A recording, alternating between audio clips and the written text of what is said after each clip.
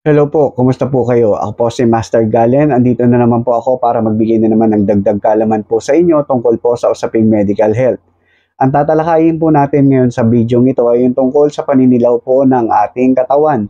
So, bakit po ba naninilaw yan? No? Yung katawan po natin, yung skin po natin, kasama na yung mata, yung mga mucous membrane po natin. Ano ba ang dahilan po niyan?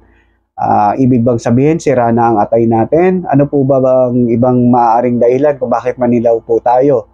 So, kung bago ka pa lang po dito sa aking channel, pakiclick mo na po yung subscribe button at ang notification bell para maging updated ka po sa mga video kong gagawin. Kaya po, panoorin mo po.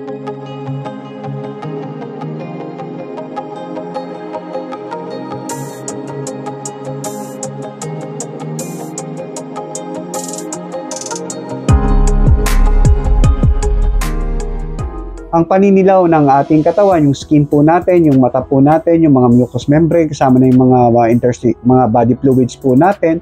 So, ang tawag po dyan, jaundice. Ngunit ang lahat ba ng paninilaw ng katawan ay matatawag na jaundice? Hindi po. Dahil ang jaundice po, ang ibig sabihin po niyan, ay yung paninilaw ng katawan po natin, yung mata po natin, yung mucous membrane, dahil po sa mataas na level ng bilirubin doon sa ating dugo. No, meron kasing example na paninilaw ng ano po natin, ng skin po natin, ngunit hindi po dahil sa mataas ang bilirubin doon sa ating dugo. Yun po ay dahil mataas po yung level ng beta-carotene po natin doon sa ating dugo, no? So naparami tayo ng intake na mga supplement o kaya yung mga carrots na kinain, na tumaas yung level ng beta-carotene po natin sa ating dugo, at yun po yung magiging responsible ng paninilaw po natin. At ibig po bang sabihin, no, pag tumaas po ba ang level ng bilirubin po natin, automatic maninilaw na po tayo? Hindi pa rin po. No, ang normal amount ng bilirubin po sa ating katawan ay nasa 0.2 to 1.2 milligrams per deciliter. Pag tumaas po dyan ng bahagya, no, hindi pa naman talaga maninilaw po, no? Ngunit may certain level, no? Pag inabot mo po 'yon, tapos lumampas ka po doon na po, no? Kakikitaan ka na po ng mga paninilaw ng mga nabanggit po. For example, umabot na yung level ng bilirubin mo sa 2.5 milligrams per deciliter. Doon po, no, maaaring mag-umpisa ka ng manilaw, no? So, kung ang normal ay halimbawa 0.2 to 1.2 milligrams per deciliter, pag nag 1.3 ba, 1.4, 1.5, nag 2, maninilaw ka na, nag 2.2, hindi pa rin po. Maninilaw ka pag inabot mo yung certain level na maaari ka ng manilaw, kagaya ng 2.5 milligrams per deciliter pataas. No, doon ka na po mag-uumpisang manilaw. No, ano po ba yung bilirubin na to na tinatawag? Ito pong bilirubin na to, ito po yung produkto po ng pag-breakdown ng ating dugo, no? Alam naman po natin, no, na nabanggit ko na sa ibang video ko na ang buhay ng ating dugo ay 90 to 120 days, no? Pagkatapos po niyan, kailangan niya ng mamatay para mapalitan naman siya ng bago. Sino po bang gumagawa ng dugo natin, no? Yung bone marrow po natin, no? Katulong niya yung kidney natin, yung paglalabas niya ng erythropoietin. So, mainly yung bone marrow, gagawa po siya ng dugo, no? Pag gumawa siya ng bagong dugo, magmamature po yun, dadaloy na naman sa sirkulasyon, ngunit pag umabot na siya dun sa tamang lifespan niya po, so mamamatay na rin siya, no? May papalit na naman, no? So paikot-ikot lang. So dun po ba siya namamatay yung dugo sa loob ng sirkulasyon natin? Hindi po, no? For example, yung tinatawag natin na imbakan ng mga hindi na mapakinabangan na dugo natin, no, yung mga wala ng saysay, no, yung tinatawag natin ng graveyard ng RBC, yung spleen po natin. So papasok na siya doon. Ngayon, pag nandun na siya sa spleen, iimbitahan naman ngayon ng spleen yung mga macrophages natin na tinatawag namin. So kukunin niya ngayon yung mga namatay na dugo na, no, yung mga sira na, para i-recycle niya. Pero hindi lahat ng parte ng RBC or yung dugo natin ay i-recycle, no? So yung iba doon ginagawang free fatty acid, amino acid, pero yung iba doon, no, hindi po yun kailangan i-recycle kasi po toxic po yun sa ating katawan, no? So, kailangan po ilabas natin yon. Paano ba natin mailalabas yon? Ngayon po, so, kinuha na lahat, no? Kinuha na lahat, i-recycle. Yung bilirubin po, saan na mapupunta yon? Babalik po yun doon sa sirkulasyon natin para salubungin naman nung nire-release ng atay po natin na tinatawag namin na isang protina na bilirubin binding proteins, no? So, sasalubungin niya yon para kunin niya, para manatili siyang ligtas sa atin, no? So, ngayon, kukunin niya ngayon yon, ipapasok niya. Tapos, ipoproseso niya ngayon yon, no? Mailabas po natin. So, paano ba natin lalabas? So, pupunta yun dun sa may gallbladder po natin, tapos papunta na dun sa may bituka po natin, hanggang sa may papunta sa ihi natin, sa form ng urobilinogen, no? Tapos, dun naman sa, ano natin, sa dumi natin, in the form of stercobilinogen, no? Kasi po yung ano po yun, yung bilirubin po yun, pag pumunta na po dun yun sa ating bituka, meron po doon yung bituka na po natin, may mga ano po yun, no? May mga bacteria, may mga enzymes po doon. So, yung bilirubin, makukonvert na yun sa urobilinogen. Tapos, yung iba po, punta sa ihi. Yung malaking portion naman nun, pupunta doon sa may pupo natin, no? Yung magiging tawag na doon, ang stercobilinogen. Tapos, yung ibang urobilinogen, pabalik yun sa sirkulasyon ulit, no, para iproseso na naman. So, ganun lang, paikot-ikot lang. Ito bang bilirubin? Ito na ba yung laman ng ating apdo? No, yung tinatawag natin na bile. Hindi pa po yan, no, portion lang siya, parte lang siya nung bile natin. Dahil ang bumubuo po ng bile po natin, mainly ay yung tinatawag natin na bilirubin, yung bile acid, saka yung cholesterol. So, yan po ang pumupunta, no? Ngayon, ano ba mga dahilan para tumaas ang level ng bilirubin po natin sa ating katawan? So, marami pong dahilan para tumaas yung level ng bilirubin po natin. For example, meron kang tinatawag natin na hemolysis, no? Yung meron kang sobrang breakdown ng dugo mo, no? Kumbaga hindi pa siya sapat, no, para mamatay, namamatay na agad yung dugo mo. Anong example po ba nun? So, example po nun, yung anemia, no? Yung tinatawag namin hemolytic anemia, tapos yung megaloblastic anemia or yung macrocytic anemia, yung mga pernicious anemia.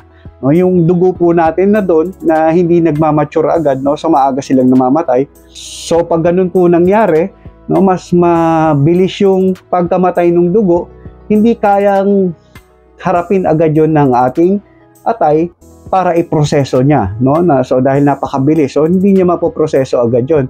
Ngayon, yung parte ngayon ng bilirubin tataas, no? Tataas sa ating dugo. 'Di ba? Sabi ko nga yung bilirubin natin may lalabas na isang protina doon sa ating atay para kunin 'yon, tapos ipasok na naman doon sa atay, tapos iproseso para ilabas natin. Ngayon, syempre, kung halimbawa ang pasahero, no? Kumbaga yung namatay na dugo, yun yung pasahero. Ngayon, yung nilalabas na protina ng atay, yun yung jeep, no? Kunwari, no? So, mas marami yung pasahero, tapos konti yung jeep, palagay nyo makakasakay lahat. So, hindi makakasakay lahat, di ba? So, yung ibang pasahero, maggagala-gala ngayon yun doon sa ating sirkulasyon. At ang mangyayari po niyan, so, maaari pong makadamage ng ating mga tissue or organ, especially yung ating brain, no? Dahil po yung bilirubin po yan, maaari po yan lumusot doon sa tinatawag namin na blood-brain barrier, no? Yan po yung parang gate doon sa ating daanan ng dugo, no? Na pinipigilan niya yung mga hindi kailangan pumasok doon sa utak natin, no? Sa mga paligid ng utak natin. So, pipigilan niya yun. Ngayon, kung conjugated yun, no? Dahil may tinatawag kaming unconjugated bilirubin saka conjugated bilirubin. Ngayon, dahil unconjugated yon, maaari yun lumusot doon po sa blood-brain barrier na tinatawag at makakapinsala po yun ng utak natin. No? Hindi ko na po i-explain dito yung tungkol sa unconjugated, conjugated bilirubin dahil po masyadong technical, no? Baka mas mawala pa po tayo.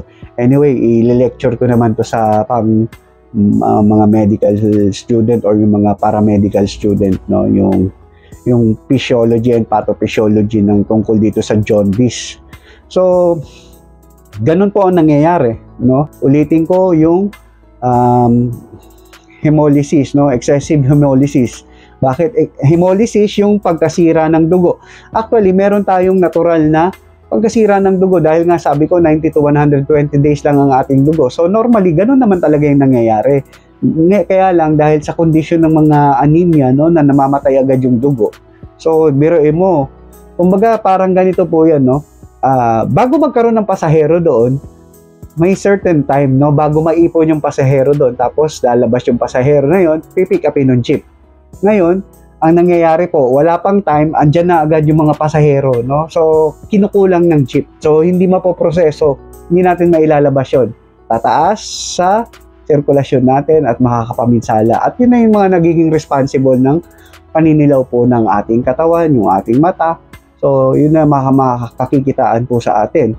So, ano pa bang isang kaso na maaaring manilaw yung ating skin po, no? So, nabanggit na natin yung una, yung excessive hemolysis o yung pagkasira ng dugo.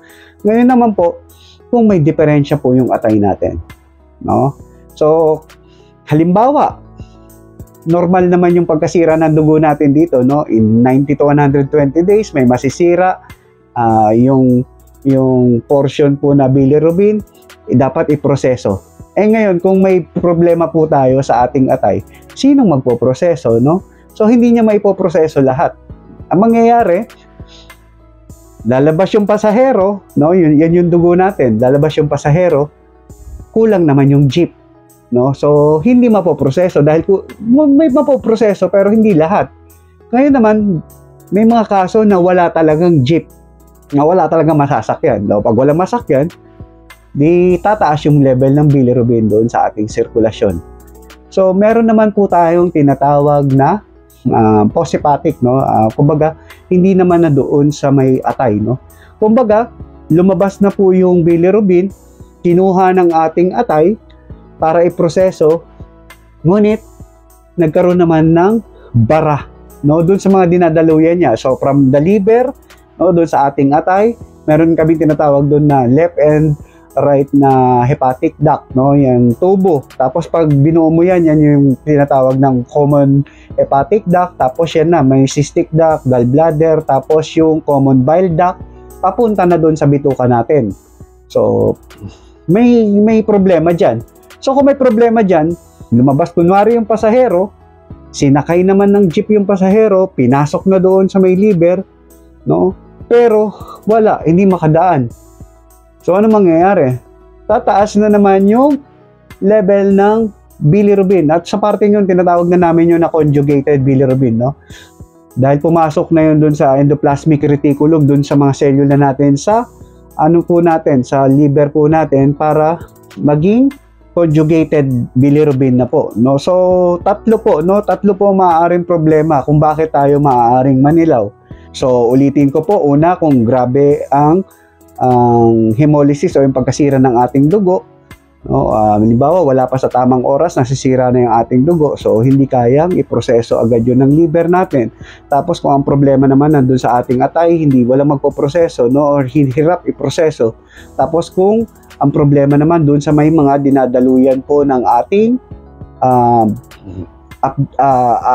nung ating bile. So, kung ang problema nandun. So, tatlo po, no?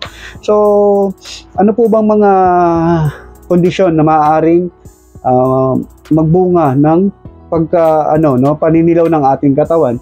Siyempre po, unang-una, meron po tayong tinatawag na hepatitis, no? Pag hepatitis, hindi ibig sabihin yung naiisip ng hepatitis A, hepatitis B, no? Hindi po. Kahit anuman na pagkasira ng ating atay na nag-cause ng pamamaga or yung tinatawag na inflammation, ang tawag po doon hepatitis. So, i-divide po natin yung inflammation ng liver po natin, no? Yung pagka-problema po natin sa liver, sa tinatawag po natin na infectious sa non-infectious. No? Sa infectious po, yan po yung, hindi po yan yung tinatawag lang na hepatitis A, B, C, D, E. No? So, hindi po yun, no?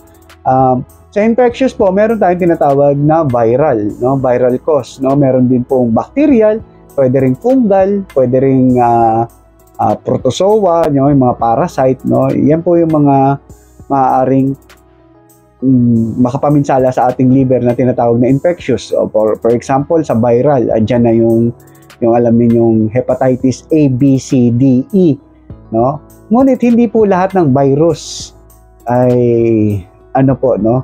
Matatagpuan lang doon mainly sa liver natin. Meron kasi yung sa viral po kasi hinahati po namin yun sa tinatawag namin na hepatotropic sa non-hepatotropic, no? Pag sinabing hepatotropic, no, yung mainly doon lang yun sa may liver nang galing talaga or doon lang nakapaminsala.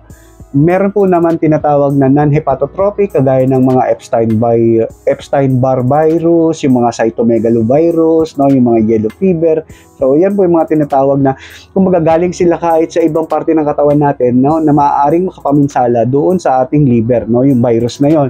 Sa bacterial naman, example niyan, yung sa mga leptospirosis, no, yung spirochete, no, yung so maaari kang magkaroon ng pamamaga din ng liver mo, no, yung inflammation of the liver dahil sa ihi ng daga, no, doon natin nakukuha po yun. So bacterial po. Tapos sa protozoa naman, maaaring makasira ng ating liver. Yan yung, for example, yung Toxoplasma gondii, yung amoeba, no? So maaari makapaminsala din po yan sa ating liver. Tapos sa fungal naman, meron tinatawag na isang example dyan yung mushroom. Maaari din makapaminsala doon sa ating liver. Tapos yung mga parasite naman po, kagaya ng liver fluke na tinatawag namin, no?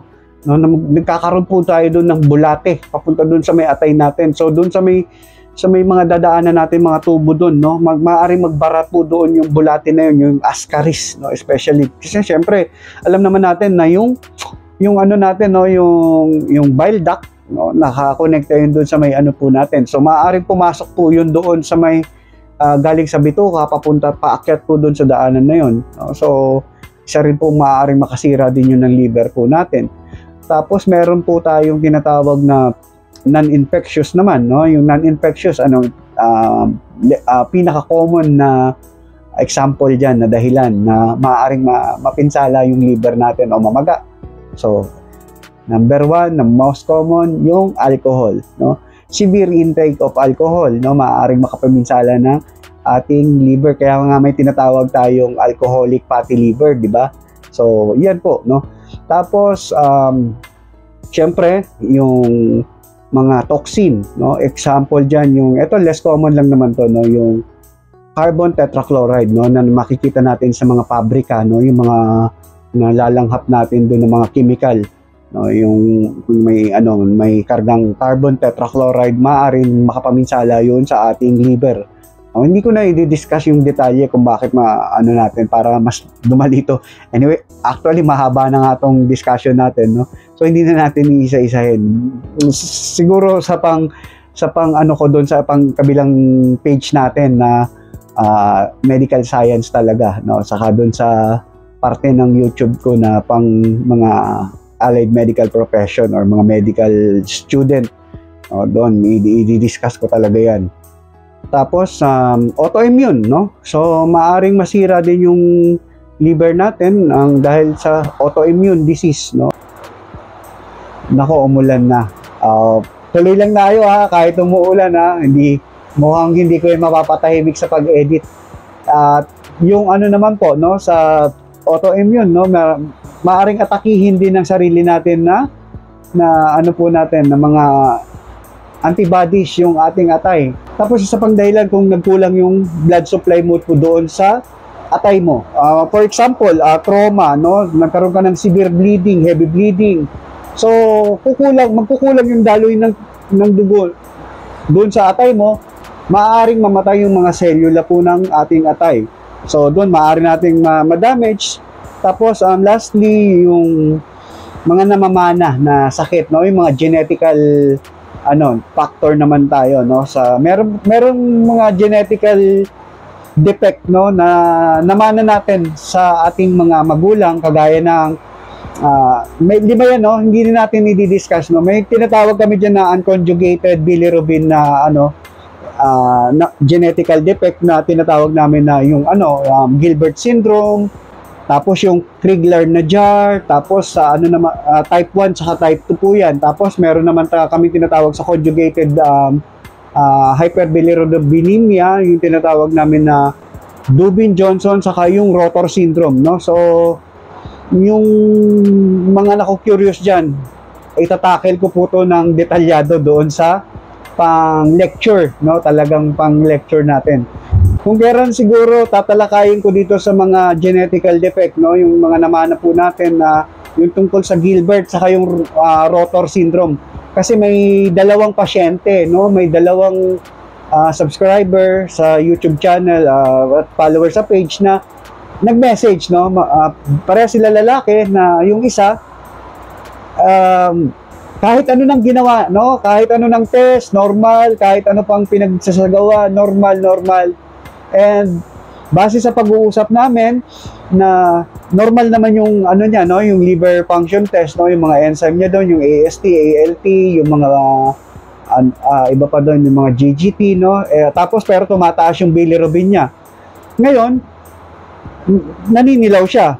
Pero other than that, wala nang ibang problema, no. Wala nang ibang findings, no, kahit sa ultrasound o kung ano pa man sa mga sa hepatitis panel, no, normal lahat yon. So tanong niya bakit daw siya naninilaw. Tinanong ko ngayon siya kung bakit, kung napapansin niya bang naninilaw siya pag puyat, galing sa heavy exercise, tapos stress, no, problemado, nagiinom, kung ano pa man, no. Tapos sabi ko obserbahan niya, no.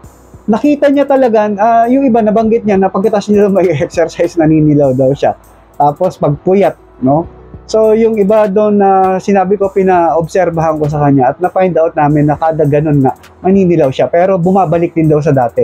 At yun nga, duda ko talaga doon, no? Hindi man na-confirm kasi hindi na nag-follow up yun sa akin, eh. Sabi ko, maaaring meron kang tinatawag na Gilbert syndrome. Bihira lang tong kaso ng ganito, pero nangyayari, di ba? So, other than that, wala na talaga siyang ibang problema. Normal lang liver enzyme, lahat. No? Yung bilirubin tumataas, pero nanunumbalik din. Tapos yung, may nagtanong tungkol dun sa Rotor syndrome. Hindi na, parang nagtanong lang siya, hindi na kasi siya nag-elaborate eh. Kung babalik ka, kung nanonood ka man, kung babalik ka, talakayin natin yun sa'yo. Kung hindi man matalakay sa video, kahit itawag ko na lang sa'yo, no? Kasi hindi ka na nag-follow up dun sa akin. So, yan po yung mga dahilan, no? Kung bakit naninilaw tayo. Yung paninilaw po, hindi yan yung sakit na mismo, no? Isa lang po yan senyales or manifestasyon na may problema na nangyayari sa atin. At kailangan mahanap kung anong dahilan ng problema na yun kung bakit tayo naninilaw, no? Kung dun ba sa excessive hemolysis or pagkasira ng dugo natin, like example, sa anemia, o may problema ba tayo sa atay, o may problema ba doon sa ating dinadaanan ng bile, no? May mga obstruction ba doon? So, kailangan mahanap, no? So, no, gamutin yung problema para hindi tayo manilaw. So, yun po, no? Hindi po diagnosis yung jaundice. No? Kailangan, ano lang po yun? Senyales lang po yun, no? So, ano po ba mga sintomas, no? Depende, no? Depende kung nasaan yung problema, yun po ang lalabas na sintomas. No? Kung may obstruction ka, halimbawa may obstruction ka, may mga gallstone ka, mga polyp, no? Siyempre, obstruction na agad yun. So, maaaring manakit din yung tiyan mo, no? Mga cramping dito sa may, sa may bandang kanan, no? Sa baba ng ribs natin. So, maaaring manakit yan, no? Minsan yung likod pa. So, ang sintomas, depende kung nasaan yung problema, no? Kung may infection, syempre maaaring magkalagnat. Oh, yun ang mga maaaring mangyari. So, paano ba ito dinadiagnose? So, paano ba dinadiagnose? Dinadiagnose to sa pamamagitan ng physical examination. So, pupunta ka sa doktor, makikita nila, naninilaw ka.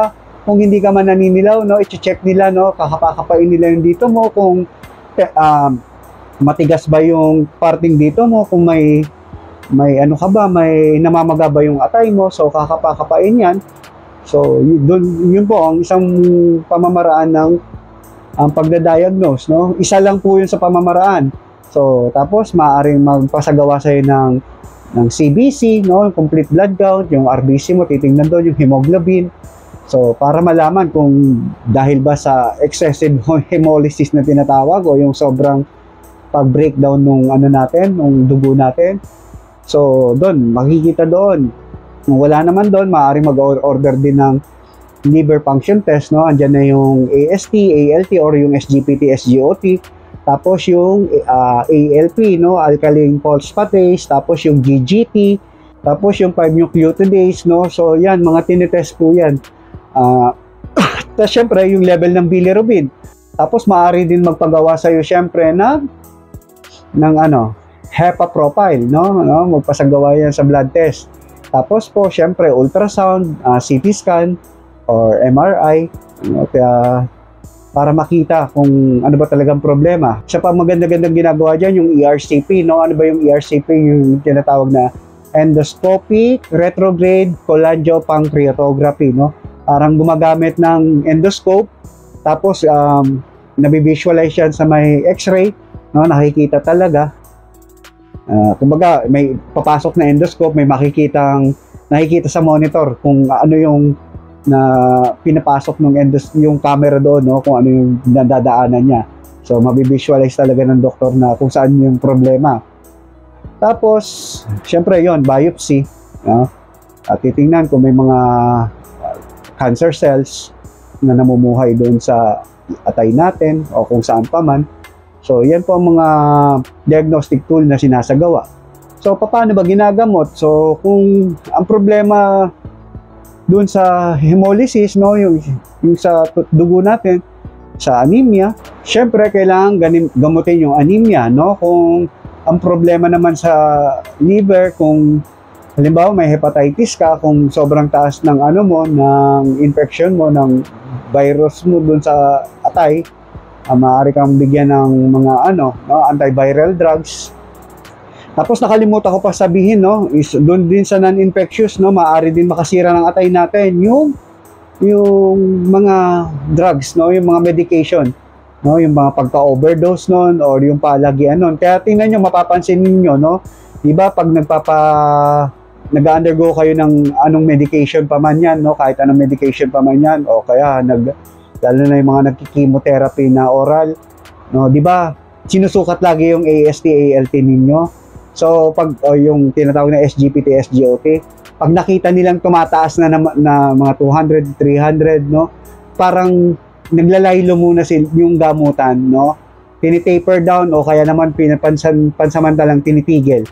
Tapos pag okay na naman yung liver enzyme ninyo, babalik na naman uli kayo sa gamutan. Diba? Kasi hindi pwedeng dire-diretsuhin kasi masisira po yung atay natin doon. So, yun po, no, isang dahilan din yung medication. So, kung ganun man yung dahilan, so ganun yung ginagawa nga, no? Ganun yung treatment. Tapos, dyan din, no? Kadalasan nagbibigay sa inyo ng mga liver supplement para sa atay para hindi magkaroon ng further damage doon sa ating atay, no? Hindi masira ng lubusan, no? Ma-prevent yun. Tapos, siyempre, kung ang problema naman, obstruction, no? Doon sa dinadaluyan ng bile po natin,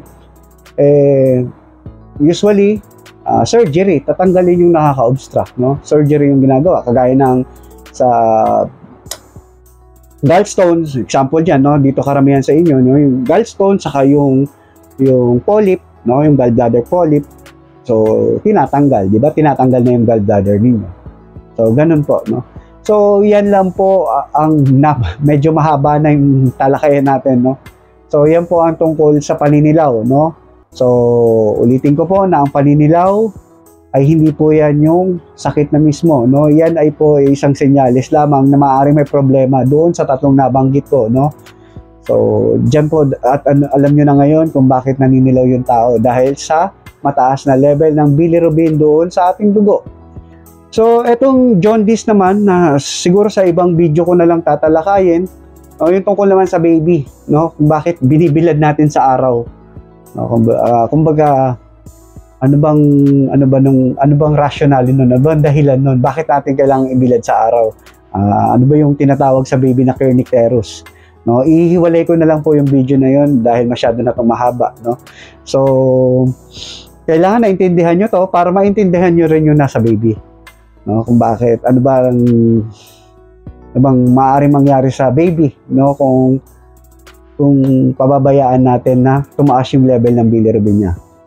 So, hanggang sa muli po, kung may mga nakalimutan pa akong sabihin o nais nyo pang itanong, no? Maaari nyo naman i-message dito sa comment box, no? Sa YouTube channel, o kaya naman po i-direct message nyo ako doon sa aking Facebook page na Master Galen PMS Official, no? Yung bagong page po natin dahil na-hack na nga yung isa.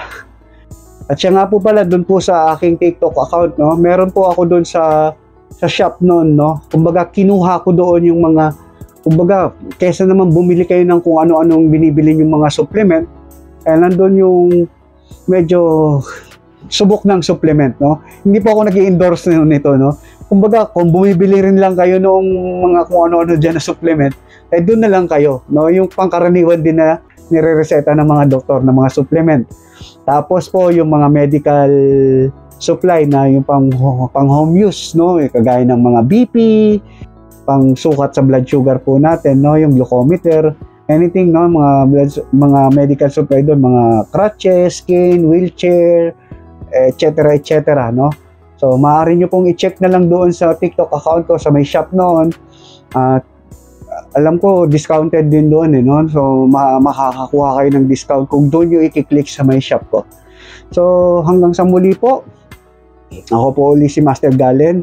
Paalala lang po sa inyo, ang channel na ito po ay hindi ko ginawa para ma-diagnose na kayo o para gamutin na kayo. Ito ay mga gabay lamang upang maintindihan nyo talaga ang mga karamdaman ninyo, kung ano ba nangyayari sa inyo, at kumbaga paano para ma-alerto kayo, no? Mabigyan kayo ng babala na ito ay kailangan ng isang gunin nyo talaga sa doktor. Yung minsan kasi akala nyo okay lang pero it's an emergency na pala, no? So, ako po ulit si Master Galen. Kita-kita po ulit sa next video. Paalam.